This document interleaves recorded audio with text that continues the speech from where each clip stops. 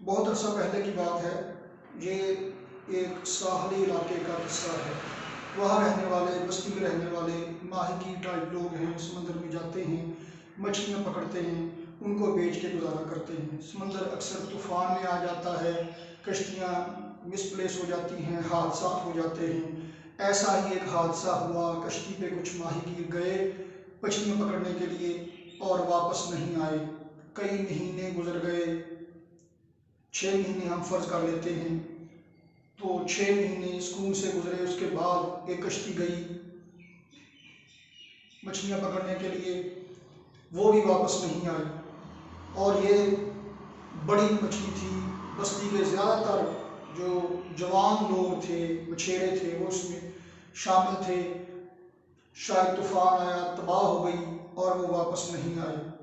बस्ती में जवान लोगों की, जो इस काबिल थे मछली पकड़ने जा सकें, उनकी किल्लत हो गई। थोड़े से लोग बचे। फैसला हुआ, काबीना का इजलास हुआ, बस्ती के लोगों ने इजलास मुनक़द किया और फैसला हुआ कि इमदादी कश्ती रवाना की जाए। क्योंकि पहले तो इक्का दुक्का वाक़यात होते थे, अब गाँव के ज़्यादातर मर्द वापस ही नहीं आए। तो एक इमदादी कश्ती रवाना की गई ताकि उनको ढूंढा जाए। जहाँ तक वो जाते हैं एरिया तो प्री डिफाइंड होता है, वहाँ पे ढूंढा जाए और अगर बचा हुआ है तो उसकी मदद की जाए। वो कश्ती गई। 1 दिन 2 दिन हो गए। 2 दिन के बाद, बहुत शदीद इंतज़ार के बाद, चूँकि अब तो गांव मर्दों से खाली ही हो गया था, बच्चे औरतें साहल पे जमा थे इस उम्मीद पे कि जो इमदादी कश्ती गई है वो किसी को बचा के लाने में कामयाब होती है या नहीं, खुद भी वो बच के आने में कामयाब होते हैं या नहीं होते। दूसरे दिन शाम के वक्त वो कश्ती आती हुई नज़र आई। बड़ी कश्ती थी जो पहले गई थी और वापस नहीं आई थी। जो ही साहब पे आकर रुकी, लोगों के चेहरों पे खुशी की लहर दौड़ गई। क्योंकि जो पहली कश्ती में जाने वाले मछेरे थे, मर्द हजरात थे, वो ज़्यादातर लौट आए थे। लौट के आने वालों ने बताया, जो इमदाद करने गए थे वो भी उनमें शामिल थे, कि हम बड़ी मुश्किल से बचा के लाए हैं, कश्ती डूबने ही वाली थी और इन लोगों को बचाने में हम पता नहीं, हम इस कश्ती को डूबने से बचा रहे थे, लोगों को डूबने से बचा रहे थे, कि पता नहीं कहाँ से एक बड़े बड़े लंबे लंबे बालों वाला नौजवान आया और उसने हमारी इतनी मदद की कि बहुत सारे लोगों को बचाने में कामयाब हो गया।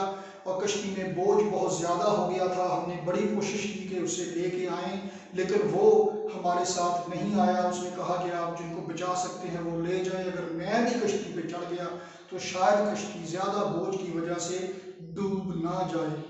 अब हम तो वापस आ गए हैं, लेकिन वो नौजवान वहाँ जो एक छोटे से टापू पे कैद है और वहाँ पे कुछ खाने के लिए नहीं है, तो वो शायद वापसी उसकी ना हो सके, शायद वो बच भी ना सके। उसकी हालत बहुत खस्ता थी, लेकिन उसने बहुत से लोगों को बचाने में हमारी मदद की। और हम अब 2 दिन से भूखे प्यासे हैं, इनको जो लेके आए हैं लोगों को, हमें अब हिम्मत नहीं है। और बस्ती में कोई जवान भी अब बाकी नहीं बचा जो उस नौजवान को लाने के लिए जिसको भेजा जा सके।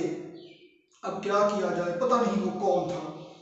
एक छोटा सा बच्चा जिसकी उम्र कोई 11-12 साल के लगभग होगी, उसने अपनी माँ की तरफ इजाज़त तलब नज़रों से देखा और पूछा कि माँ, क्या मैं जाऊँ?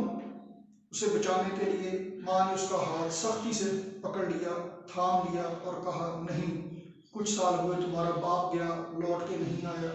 6 महीने पहले जो कश्ती का हादसा हुआ था, तुम्हारा बड़ा भाई गया, आज तक लौट के नहीं आया, तुम भी चले गए तो मैं क्या करूँगी। उस बच्चे ने अपनी माँ को बड़ा ही दानिशमंदाना जवाब दिया।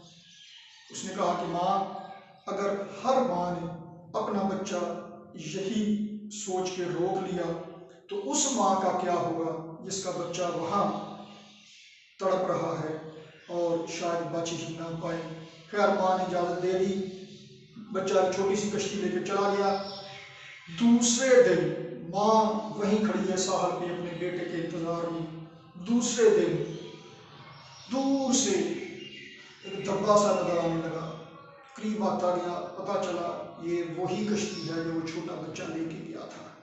जो ही वो कश्ती साहल के करीब आती है, उस बच्चे ने दूर से पुकार के अपनी माँ से कहा, माँ, मैं लौट आया हूँ और मैंने उसे बचा लिया है और ये कोई और नहीं है, ये तुम्हारा वही बेटा है जो 6 महीने पहले गया था और वापस नहीं आया था।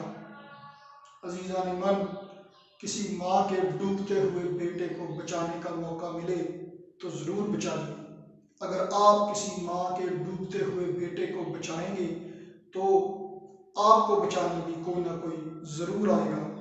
और दर हकीकत जब आप किसी माँ के बेटे को बचाते हैं तो असल में आप अपनी ही माँ के बेटे को बचाने की कोशिश कर रहे होते हैं। आपके सुनने का शुक्रिया, देखने का शुक्रिया।